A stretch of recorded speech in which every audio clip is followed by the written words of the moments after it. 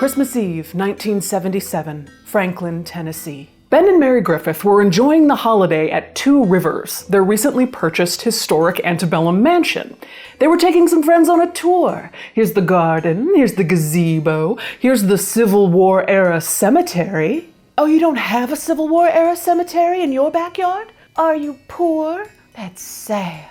That day, the cemetery held an extra exciting surprise because Mrs. Griffith noticed that one of the graves was open. I do declare. Gazing down at a hole about 4 feet deep, her first thought was Grave robbers. This property had been a plantation, and the cemetery had belonged to the Shai family. The disturbed grave was the plot of Lieutenant Colonel William Mabry Shai. It seemed obvious. People pay money for Civil War paraphernalia, and this was someone trying to get their grubby little grave-robbing hands on some Civil War booty. My what? Peering down, Griffith didn't see an open coffin or rogue bones, but all the same, she called the sheriff, Fleming Williams.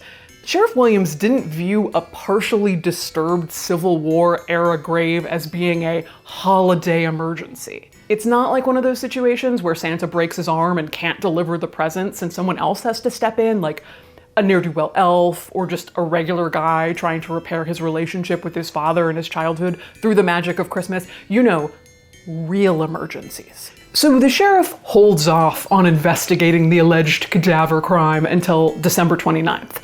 When he arrives at the cemetery, he realizes it's not what's missing from the grave that's the problem. It's what's been put into the grave. A fresh corpse.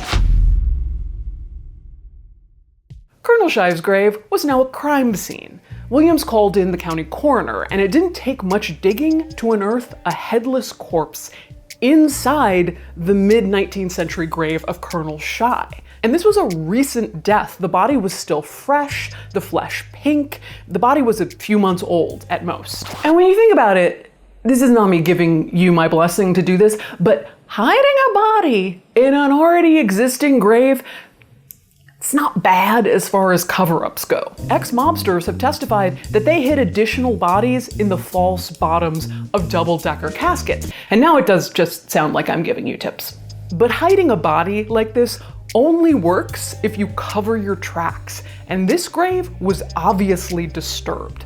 The sod covering the grave had been carefully laid to the side, as if the perp was planning to properly replace it when the dirty work was done. Perhaps the killer had been interrupted and forced to run away mid-burial. Since this was quite an unusual case, they decided to call in Dr. Bill Bass. Not only did Dr. Bass head the anthropology department at the University of Tennessee, he was also the Tennessee State Forensic Anthropologist, consultant to the Office of the Chief Medical Examiner of Tennessee, and a consultant to the FBI of Tennessee. He had a badge and everything. A corpse badge. Special Corpses Unit.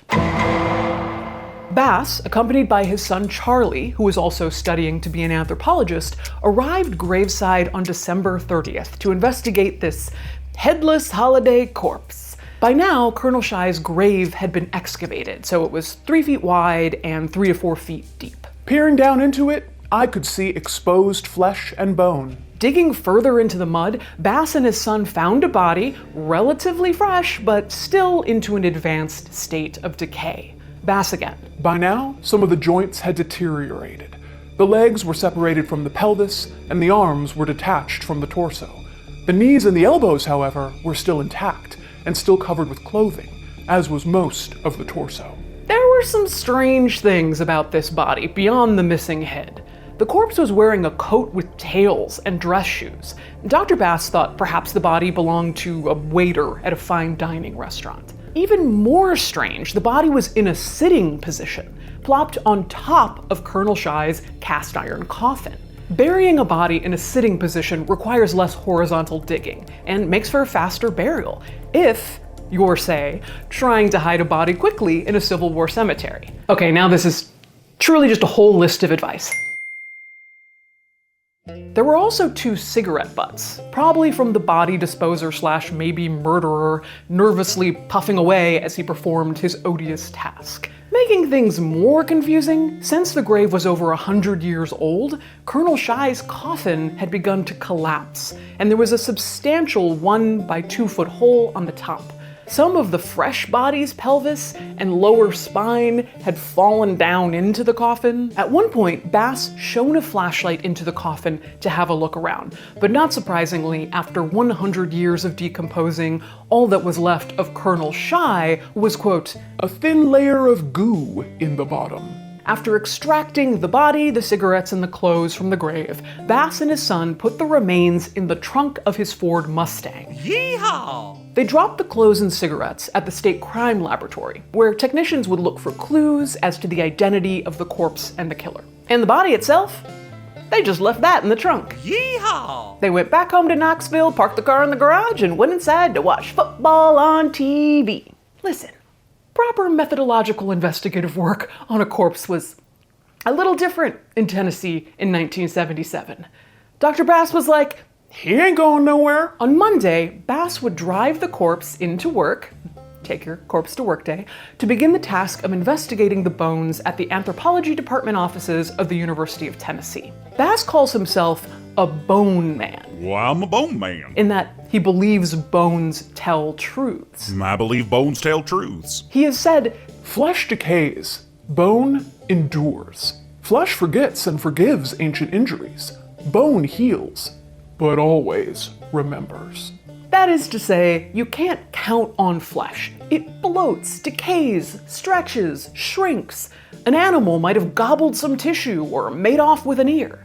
Bones, even if you don't have a full set, are just more reliable. So Bass got to work separating the flesh from the bones in order to determine what he calls the Big Four: sex, race, age, and stature. Now, in the 1970s, at the elite level of forensics, removing flesh from bone was a painstaking process involving a steady surgeon's hand and technology such as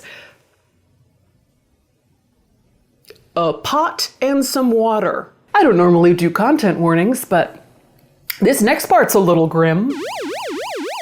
Bass's technique for removing flesh from bone was to simmer it for a few hours like a macabre stew before scrubbing the bones clean with a toothbrush. At his facility at the University of Tennessee, Bass used a Hamilton Beach crock pot for smaller bones and a large kettle for a full skeleton. One of Bass's larger kettles was literally used for making stew at a nursing home before it made it to his lab. I guess better that than the other way around, like the body deflesher first and then the nursing home stew pot after. The body parts were then cooked in water and Biz laundry bleach. Sometimes Bass added Adolph's meat tenderizer, made by Lowry's, the same folks who make your taco seasoning. Lowry's, the tastiest tacos. Again, the stew thing is not a joke. I'm smiling, but it is, alas, not a joke. When Bass first started experimenting with this process, he did it at home, using his wife's cookware. That is, until the sinister broth boiled over and ruined their stove. Belle? You know how chicken soup boils over on your stove and burners and it gets everywhere and you're smelling chicken every time you turn on the stove for the next month? What if I told you that in the Bass household that chicken was a putrefied body? After that incident, his wife got a new stove, and Bass got a real lab. Anyway, Bass set to work cleaning the body that had been found in the grave on the Griffiths' property. The bones from Colonel Shai's grave were an incomplete set. Obviously, the head was missing, but also the feet and one hand.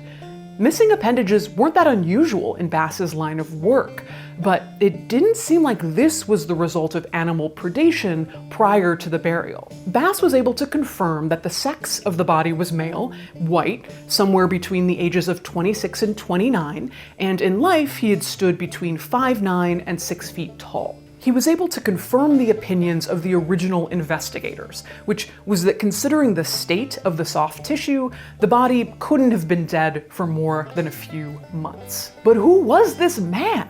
How did he die? So far, the bones did not match any missing persons reports in the area. By now, the press had gotten a hold of this story and were reporting on this mystery corpse. Given where the body was found and the missing feet and the missing head, not surprisingly, there was speculation that a murderer at best, a serial killer at worst, was on the loose in Tennessee.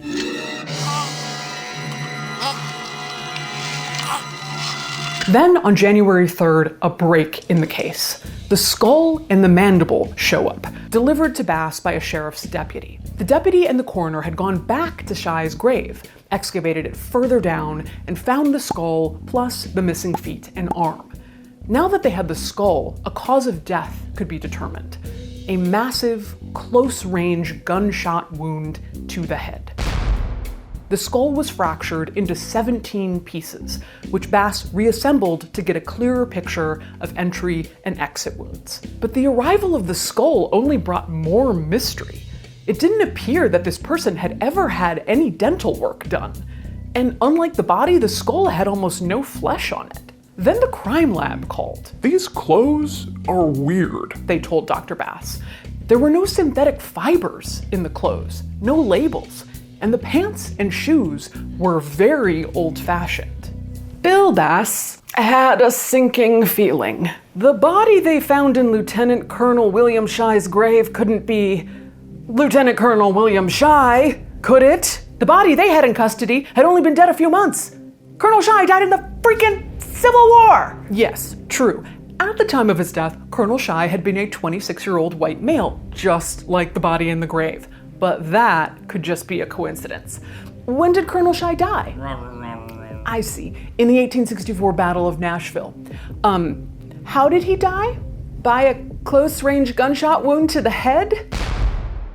Also just like the body in the grave? A woman named Emily Compton saw Colonel Shai's body laid out for burial in 1864 and said, I saw him as he lay so peacefully there, with that cruel hole in his brow. Okay, so we have a body wearing old clothes with no dental work and a gunshot wound to the head. Are you fellas investigating a grave robbery? Or are you just straight up engaging in grave robbery? Because it's starting to seem like you pulled that man right out of his grave. I'll spare you the suspense. They couldn't deny it any longer. This was definitely Colonel Shai. As Bill Bass would say, I got the age, sex, race, height, and weight right, but I was off on the time of death by 113 years. but how was Bass so off? If you recall, the body was so pink and fresh and located entirely outside of the coffin that you can almost see in the retelling the moment that all of the people investigating this case turned off their brains to the possibility that this could be Colonel Shai. When Mrs. Griffith, the homeowner, first made the call to authorities, she reported it as a grave robbery gone wrong, and she actually was correct. The cigarette butts that they found likely did belong to the robbers. Bass and the coroner and the sheriff weren't looking at a corpse that had been put into a grave. They were looking at a corpse that was in the process of being pulled out of the grave. Someone or someones had been trying to pull Colonel Shai's body out of his coffin via a hole punched into the top. This was a common tactic in grave robbery in the 19th century, and it appears also the late 1970s. A grave robber would bore a hole in the top of the coffin, loop a noose around the corpse's neck, and yank the body out. Because Colonel Shai had been dead for over 100 years, as the grave robbers tried to wrestle and yank the body out through the hole, the head, hand, and feet popped off. Of course, the culprits likely didn't want the body itself. Even well into the 21st century, you could turn on Antiques Roadshow or Pawn Stars and see people trying to sell anything from buttons to medals to full uniforms from the Civil War. If this uniform is real, it could be worth some serious money. Items from the Confederacy are especially hard to authenticate because when it fell, so did its record keeping. Into the 2010s, a single Confederate button could fetch as much as $150. And if you could get your hands on a high-ranking officer's sword, you could be getting something in the $30,000 range. But the question this whole thing rests on is, why did Shai's body look like a fresh corpse? How was it so well preserved? First, Colonel Shai had been buried in a cast iron coffin that was hermetically sealed. This coffin kept Shai's body in a low oxygen environment away from flies and water and bacteria for over 100 years. Second, Colonel Shai had been embalmed. 1864 was still early days of American embalming, and Shai was embalmed using arsenic. As was common for Civil War soldiers, especially for someone with the colonel's standing, an arsenic solution would have been injected into Shai's arteries, with the whole body possibly being bathed in it. His internal organs might also have been removed if they were starting to decay. If someone died in battle, thwarting the odor of decomposition was crucial if you wanted to have the body transported to be buried at home. Hence the old phrase, Train conductors don't lift a pinky for a body that's too stinky. I made that up. Arsenic is effective at preserving a body because it kills bacteria, slowing decomposition. But there are a lot of reasons we don't use arsenic to embalm bodies anymore. Not only is arsenic a carcinogen, it can wreak havoc on an embalmer's health over time, causing death. Plus, while a body will eventually decompose, as Colonel Shai was starting to do, the arsenic itself will not. The flesh decays, but the arsenic remains, and that arsenic can leach out into Civil War cemeteries and get into the town's water supply. But in Colonel Shai's case, arsenic embalming? Absolute win, great success. Understand that Bill Bass was largely a modern criminal death investigator. He was investigating and processing bodies found in the woods, recent victims of foul play.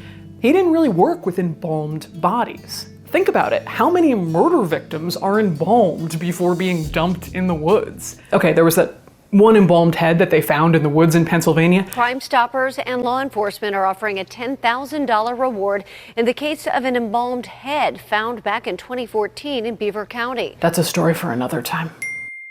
Point is, Colonel Shai's body was so deceptively, remarkably preserved because of his coffin and embalming. Mystery solved. But you guys, let's be so for real right now. This whole incident was so embarrassing. Like, so embarrassing. They had everyone thinking a serial killer was on the loose. The January 13 Tennessean headline read, "It's official, Shai in own grave." Now, a lesser man might have taken his embarrassment and slunk off into a dark corner of his lab to make his weird bone stew and never be seen again. But not Dr. Bass, not Special Corpses Unit. Dr. Bass realized that neither he nor anyone else in his field really had a solid grasp on what happens to our bodies when we die. There is no data that exist on this at all. There were so many possibilities for rates of decomposition depending on weather, clothing, location, and yes, embalming. So what did Bass do? He set out to learn from his mistake. Or maybe he set out to stop defense attorneys from bringing up how he got a death wrong by 113 years over and over again when he provided professional testimony in criminal cases. Legally, I tried to crush. It's so fascinating. I love to learn about this type of reflection in others because I never have to do it because I never make any mistakes. Drawing inspiration from a 13th century Chinese forensic text by Sun Tzu called The Washing Away of Wrongs, Dr. Bass endeavored to pick up where Sun Tzu left off. Admitted Bass, "When I examined Colonel Shai's remains in 1977, I had no more knowledge or scientific literature to draw on than Sun Tzu had possessed in 1247. From the decay of the corpse in the 4 seasons. During the 3 months of summer, when the body is 1 or 2 days old, the flesh will change color, beginning with the face, belly, ribs, and chest. When 3 days have passed, a foul liquid will issue from the mouth and nose, and maggots will appear. The whole body will swell, the lips will pull back, the skin will rot and separate from the flesh, and blisters will appear. After 4 or 5 days, the hair falls out." It's not wrong. Essentially, Bass wanted to study what happened to a body from death all the way through decomposition. But where was Bass going to find a place that would let him create a decomposing corpse research facility? Like a big piece of land, like a farm. A farm for bodies. Well, Dr. Bass, ask and you shall receive. For many of you, this isn't your first corpse rodeo, and you already recognize Dr. Bass as the founder of the University of Tennessee's Anthropological Research Facility, aka the Body Farm. The first body farm.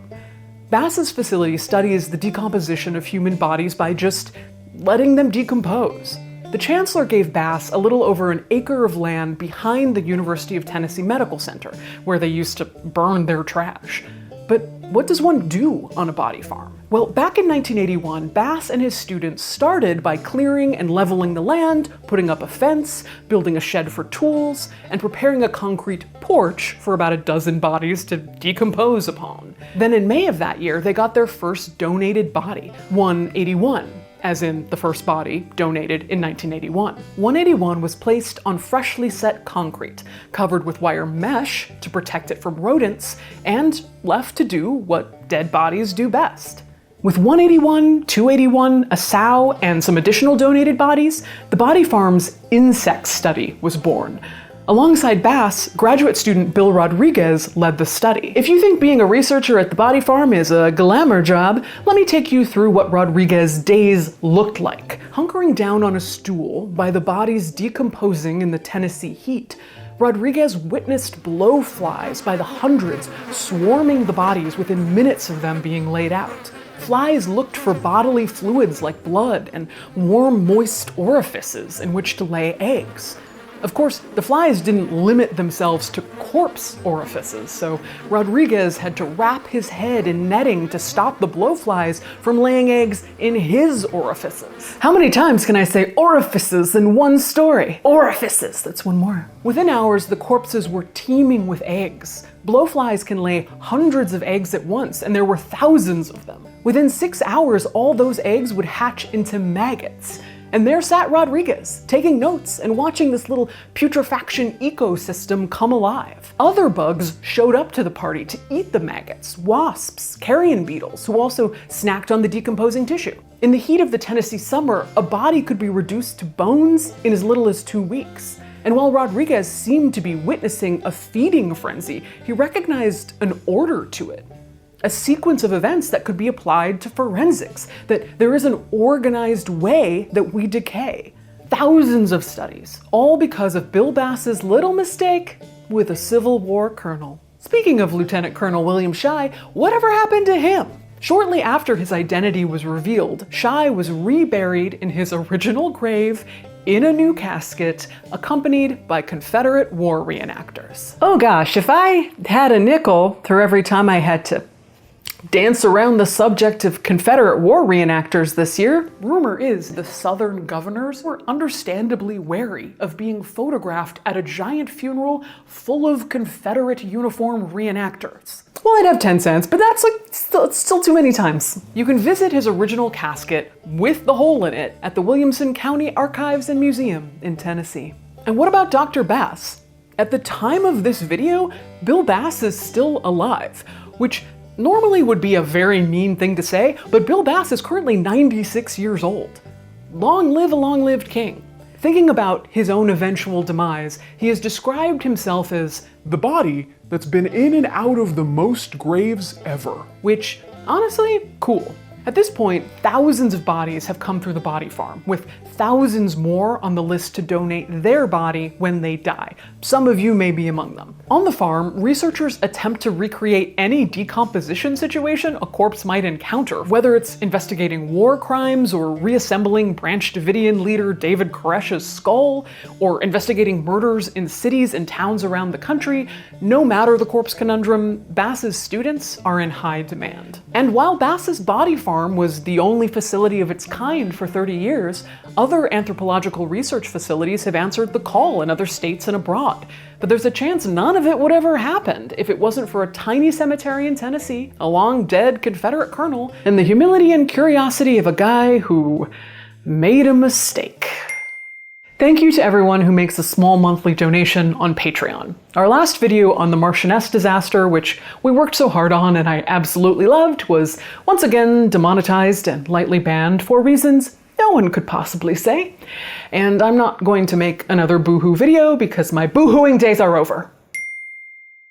I shan't resist the Google Empire. I shall simply receive the help of my patrons. I'm in receiving energy, yes, beneficence.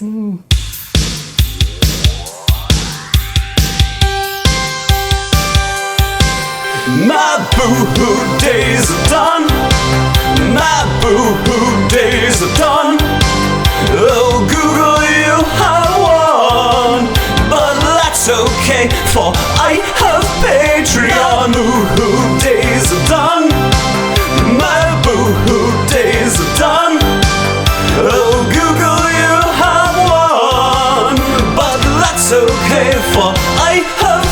Patreon. You too, who do you think you are? I've done nothing wrong. What will you try and take next? Perhaps this very song. My boo-hoo days are done. My boo-hoo days are done. Oh, Google, you have won. But that's okay, for I have Patreon. My boo-hoo days are done. My boo-hoo days are done. Google, you think you have won. But that's okay, for I have Patreon. I've expressed all my fears, and I've cried all my tears. I won't shed one more drop, and you can bet I'll never stop. My boo-hoo days are done. My boo-hoo days are done. Oh, Google, you have won. But that's okay, for I have Patreon. My boo-hoo days are done. My boo-hoo days are done. Oh, Google, you have won. But that's okay, for I have Patreon.